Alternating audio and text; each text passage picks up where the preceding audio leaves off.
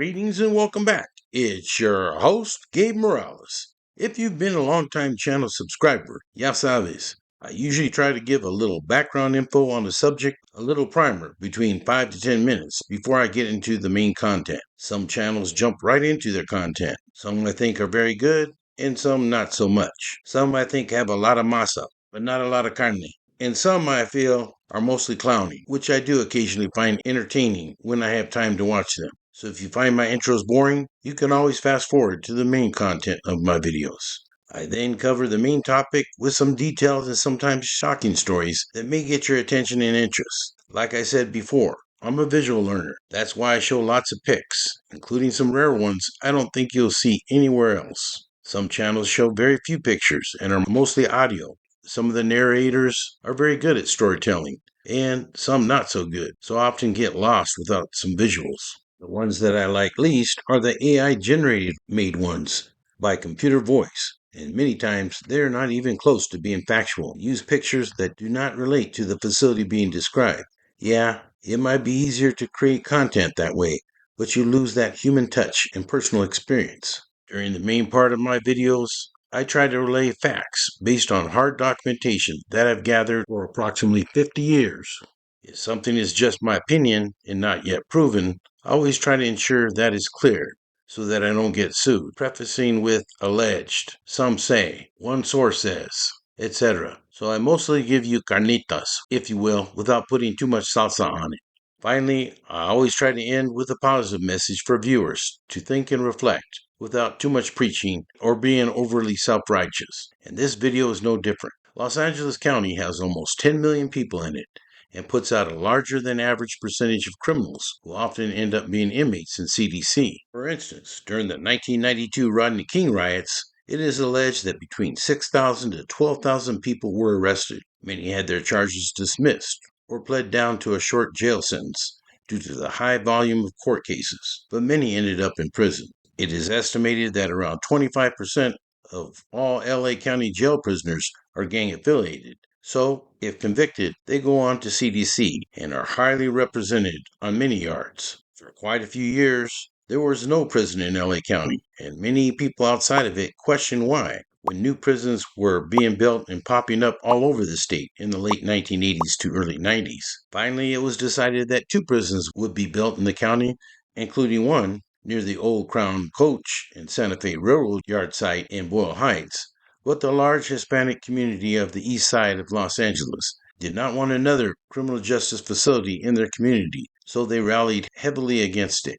Late in the 1980s, California Governor George Deukmejian gave in to pressure, and that particular prison project was canceled. Development on the other side, however, proceeded, and the California State Prison, Los Angeles County in Lancaster, located just north of the city of LA, was built and opened in 1993. It included some minimum level 1 housing, open dormitories, level 4 housing, which are fenced with wall perimeters, and a reception center for short-term housing to process, classify, and evaluate incoming inmates. I believe that one of those facilities was later redesignated a level 3 yard. LA County State Prison houses approximately 2,600 plus inmates and employs approximately 3,500 people. Before I get into some of the more notable individuals and incidents at the facility, let me make another quick cleanup. I thought I lost track of the older RB, Richard Cheeks Buchanan from Otay, but nope. He has been housed at Kern Valley State Prison. I had just looked him up under an old CDC number and couldn't find him in their official tracking system. Again, he was not the one the other Pilis were questioning about being a solid individual. It was RB from Verdugo Little Counts, who have been recently considered for membership. Easy to make mistakes when you're tracking 150 plus made guys just in one group. So please forgive me. Also, I'd like to address a recently made video by Rascal Reacts after a snippet of my Pelican Bay video caught his attention. I viewed it and thought it was pretty good and fair, but I thought the thumbnail was a little misleading. After he released it, I told him that I wanted to make it very clear. I never said that he was a member or recognized leader of the Pesetas. As Rascal pointed out, that was not even the main focus of my video. I only briefly mentioned it because Boxer sometimes leaves some major details off of his resume. I still stand by what I heard many years ago from an extremely credible CDC source, told in a room full of prison investigators, that Boxer tried to run the Pesetas and was told that he was effing up after he landed in Lancaster. I used a nicer term. So yes, there was an agency that stated this, although they may have not documented it because that probably would have caused major problems for their close dealings with Rene Enriquez, like when they took him out on questionable ventures, including a little fishing trip. I believe the LA Times ran some stories on some of that, but I've heard several stories that they left out.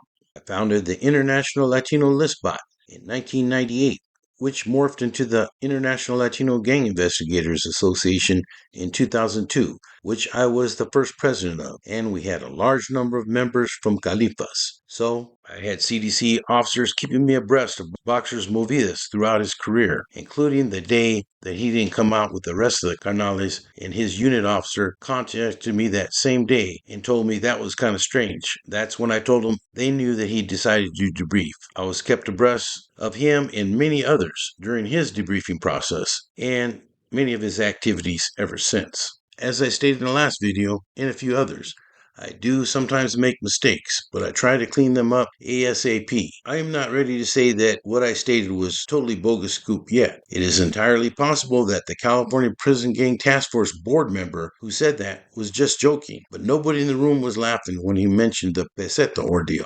Also, multiple retired and active investigators, many who dealt directly with Boxer, saw my video and told me that it was good. It appears this little snippet in Rascal's reaction video caught Rene Enriquez by surprise, and he denies ever having dealt with the Pesetas. I've heard some ex-cons who say they were with him during his time at Lancaster and at Ironwood afterwards, never seen him interact with Pesetas. I've also heard from some ex-cons that he did engage with them, as well as other extracurricular activities at Ironwood before his pardon in 2022. So basically, this situation is like a he says, she says.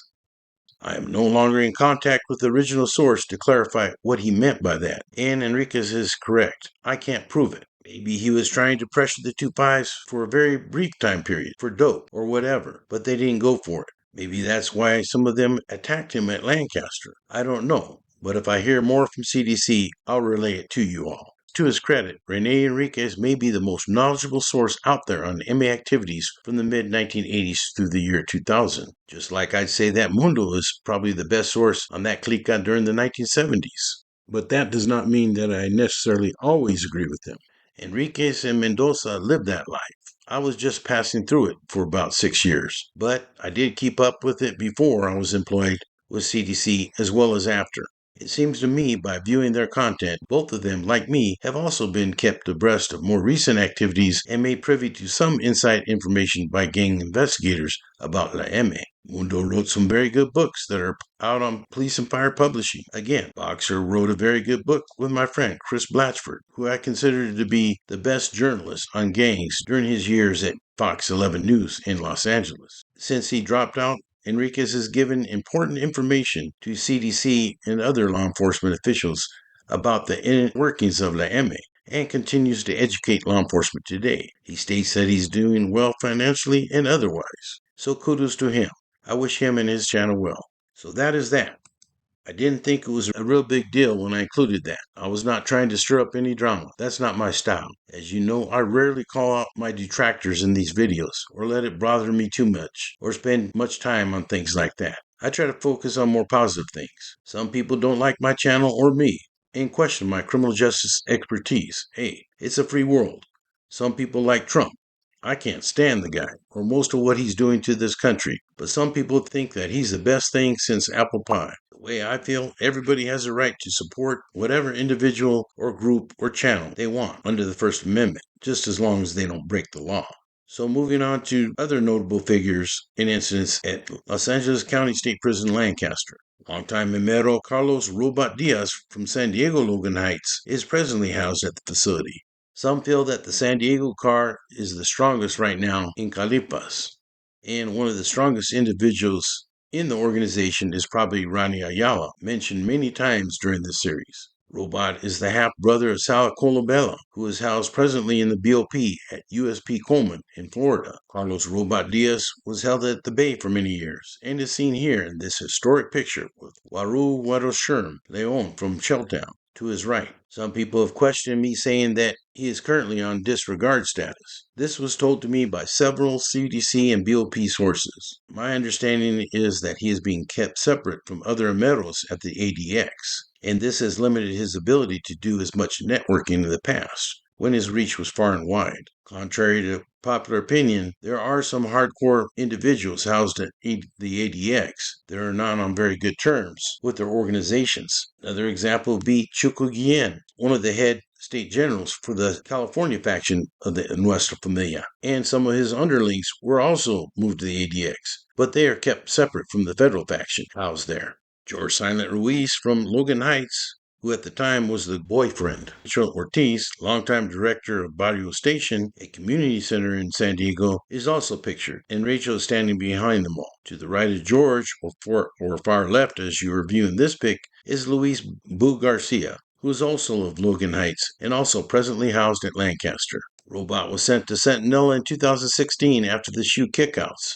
Supposedly, he put out the palabra that no Sureños would be hit by other Sureños solely over drug debts. As I stated in my last video, Tulio Estrada controlled parts of that pinta, so I don't know that he had that same policy. Anyways, Robot was sent to Lancaster about 5 years ago, and I haven't heard much about him since. Jose Demon Renteria from Playboys 13 is also housed there, but honestly, I don't know much about him. I am, however, very familiar with that clica in Los and in Washington State, where they've had a fairly large presence over the years. Valentino Pelucas Altamirano, longtime NF captain who had been loyal to the feds, has also been housed at Lancaster for the last couple of years. White gangs have also been active at Lancaster. Vandula's Dino Garofalo was housed there in 1995, shortly after it opened. At the time, he was just an AB associate, and I believe was operating under John Stinson. Garofalo was then sent to Old Folsom and later to Hatchby after he was made. On March 1st, 2025, skinhead member Joshua Kerr was found unresponsive in his cell with multiple unspecified wounds. Prison staff began CPR and called for 911 medical assistance. However, Kerr was soon pronounced dead. Kerr was received from Orange County in December 2015 and sentenced to 18 years for second-degree attempted murder with street gang enhancements as well as second-degree robbery. In February 2017, while still incarcerated, he was sentenced to additional 1 year and 4 months for assault by a prisoner by means of force, likely to cause great bodily injury. In September 2021, he was sentenced to another year for assault by a prisoner with a deadly weapon. If you notice on the top of his head is the numbers 1488, which is commonly used among skinheads to refer to the 14 words written by Pacific Northwest white supremacist David Lane of the Order, or Bruderschweigen. The 14 words are, "We must secure the existence of our people and a future for white children." And the 88 precepts were also written by Lane, which are guidelines for the white power movement. And the 88 can also stand for 2 H's, meaning Heil Hitler. BGF member Walter Khan Wajibudeli from Fresno was housed at Lancaster around the years 2010-2011, but has since been released from custody. Fresno has black, Asian, and white gangs, like the Fresniks, but has been mostly known for the Bulldogs. And no, I haven't forgotten about making a follow-up video to the one I did on their early history and evolution, and I hope to do that project sometime next year. Thanks for your patience. BGF Samuel Alici Bates from Pittsburgh and Jerry Imani Burton from Watts were housed there around 2015-2016. Bates was later released from custody, and Burton is presently housed at Kern Valley State Prison. Jonathan Jamal Porter, professionally known as Blueface, is a 28-year-old rapper.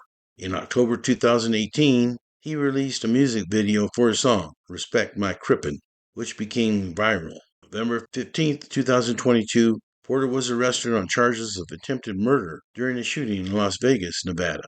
And on October 8th of that year, he was imprisoned at the Clark County Detention Center, where I have many friends that also work and keep me abreast of what's happening in that city as well as friends in Nevada DOC who keep me abreast of things happening in that state. On October 2nd, 2023, he was sentenced to 3 years probation, and a few months later, he was arrested for violating that probation. In August 2024, he was sentenced to 4 years in prison, stemming for a battery incident in 2021 and the probation violation. He landed at Lancaster on a level 3 yard after he hit CDC in September 2024. We at Lancaster State Prison, level 3 to be exact.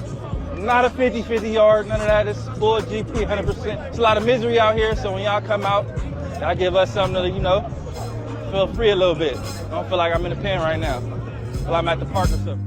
Inmate Joshua Peppers was killed in a violent incident at the facility on March 7, 2025. Terrence Shaw attacked Peppers in the Facility C patio area. The attack was quelled by staff using chemical agents and non-lethal weapons. Peppers was transported to the hospital where he was pronounced dead.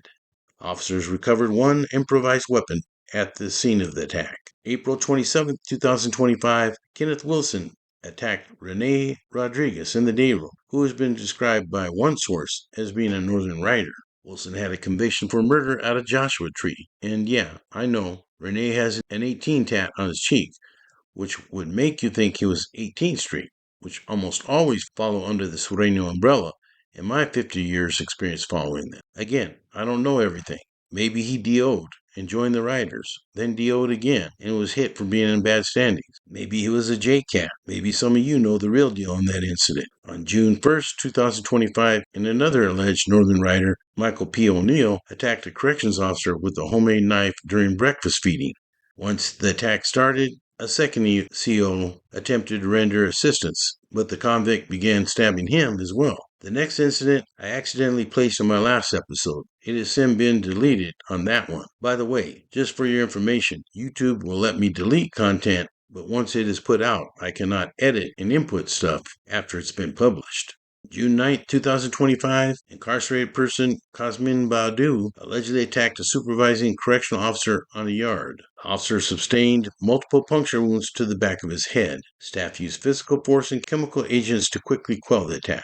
The officer was immediately taken to the infirmary area, then transported to an outside medical facility, where he was listed as being in good condition. An improvised weapon was found at the scene. On July 28, 2025, another inmate serving life sentence at the facility allegedly attempted to kill 2 guards. According to CDC, they were stabbed with a shiv as they attempted to do an inspection in the cell of Shantae Taylor. Taylor then began stabbing both officers with an improvised weapon. Staff quickly quelled the attack and no other staff members were injured. A weapon was recovered at the scene and Taylor was transported to a different prison, placed in restrictive housing. According to court documents, Taylor was sentenced in San Bernardino County in 2009 to life in prison with the potential for parole. His past convictions include rape, criminal threats, and forced oral copulation.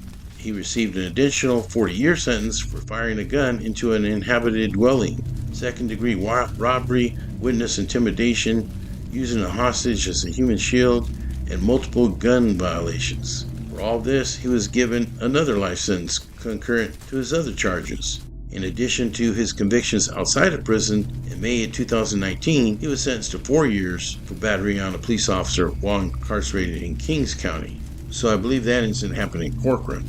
He was given another 10 years for battery on a corrections officer while incarcerated in Kern County, and has been described as a very violent and nasty individual. Now, usually I don't pass judgment, but it definitely sounds like this guy belongs in prison or a mental institution for the rest of his life. In spite of some very vicious and negative-minded individuals at LA County State Prison, there are also some trying to change their lives for more positive outcomes upon release. I was living a criminal lifestyle, and I did not see at that time how going to college was going to ease my circumstances in my community, in my household. It wasn't in my heart. And shortly after graduating high school, I wound up in the penitentiary. I failed kindergarten and I failed the 8th grade. So by the time I went to the 9th grade, I was a gang member by then. At that point, I was ashamed already, feeling like the class that I was in is already in the 10th grade.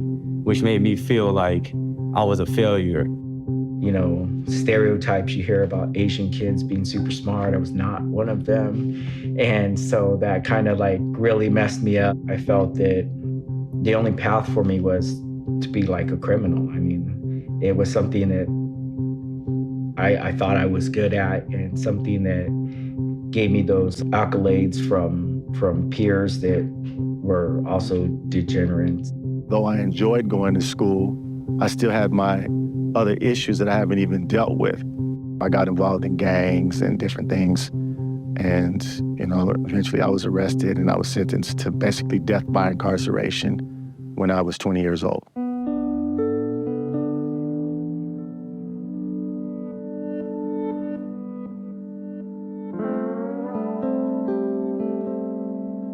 In California's prisons, education offers hope. Incarcerated people obtaining associate degrees was common. But in 2016, Cal State LA brought bachelor's degrees inside, making California a leader in prison education. It is at Lancaster State Prison in Los Angeles County where the story of 4 men, 3 facing life without parole for crimes related to murder, begins. So that's all I have for you on LA County State Prison at Lancaster. I hope you enjoyed this video, and always remember, staying positive doesn't mean you have to be happy all the time. It means that even on hard days, you know that there are better ones coming. And with that, this has been Gabe Morales signing off for Gangsters, Cops, and Politicians.